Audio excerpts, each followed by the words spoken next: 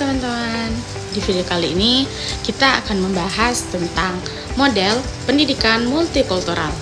Tenang, kita bahas dengan cara yang santai, simple, dan mudah dipahami. Karena sebenarnya konsep ini sangat dekat dengan kehidupan kita sehari-hari. Coba deh kalian bayangin, di kelas kita ada teman yang berbeda suku, budaya, kebiasaan, bahkan cara berpikir. Kalau kita tidak belajar menghargai perbedaan, yang ada justru gampang terjadi salah paham dan konflik. Nah, pendidikan multikultural hadir untuk membantu kita belajar hidup rukun dalam perbedaan.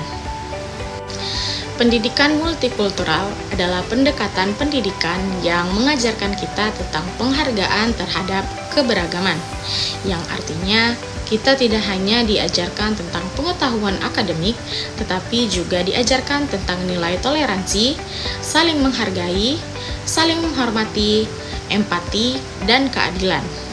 Namun, yang penting untuk kita selalu pahami, pendidikan multikultural itu bukan berarti semua perbedaan harus disamaratakan. Justru, perbedaan itu harus kita akui, hargai, dan tidak kita hapus. Di sini, kita diajak untuk memahami bahwa setiap orang punya latar belakang yang berbeda, dan itu adalah hal yang wajar. Kalau kita sejak kecil terbiasa dengan menghargai perbedaan, maka saat kita dewasa, kita akan lebih bijak dalam bersikap. Nah, sekarang kita masuk ke inti pembahasan, yaitu model pendidikan multikultural.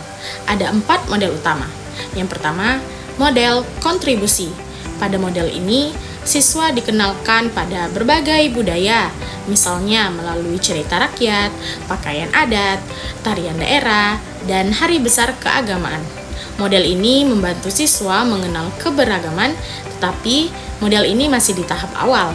Yang kedua, model aditif. Di sini materi tentang keberagaman dan toleransi ditambahkan ke dalam pelajaran. Contohnya melalui diskusi, bacaan, atau tugas kelompok. Di model ini mulai membentuk pemahaman siswa tentang pentingnya menghargai perbedaan. Ketiga, model transformasi. Pada tahap ini, siswa diajak melihat suatu masalah dari berbagai sudut pandang. Di sini, siswa tidak hanya menerima satu jawaban benar, tetapi mereka belajar memahami alasan di balik perbedaan pendapat tersebut. Pada model ini, melatih berpikir kritis dan empati. Yang keempat, model aksi sosial. Ini adalah tahap yang paling nyata. Di sini siswa diajak melakukan kegiatan sosial seperti kerja bakti, bakti sosial, atau proyek kolaboratif lintas budaya. Tujuannya agar siswa tidak hanya paham, tetapi juga mempraktikkan nilai multikultural dalam kehidupan sehari-hari. Selanjutnya, contoh penerapan di sekolah. Di dalam pembelajaran, guru dapat menerapkan pendidikan multikultural melalui diskusi kelompok yang beragam, kegiatan bermain peran, cerita dan dongeng, proyek kelompok, dan kegiatan sosial. Dan untuk anak usia dini, pendekatan ini bisa dilakukan melewati permainan, lagu, dan cerita yang menanamkan nilai kebersamaan dan saling menghargai. Namun, satu hal yang penting, guru harus menjadi teladan untuk peserta didik, karena sikap guru akan sangat mempengaruhi cara berpikir siswa.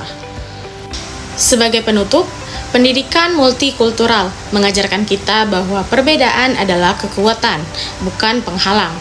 Dengan memahami dan menerapkan model pendidikan multikultural, kita bisa menciptakan lingkungan belajar yang damai, adil, dan saling menghormati. Terima kasih sudah menonton. Semoga video ini bermanfaat. Sampai jumpa di video berikutnya.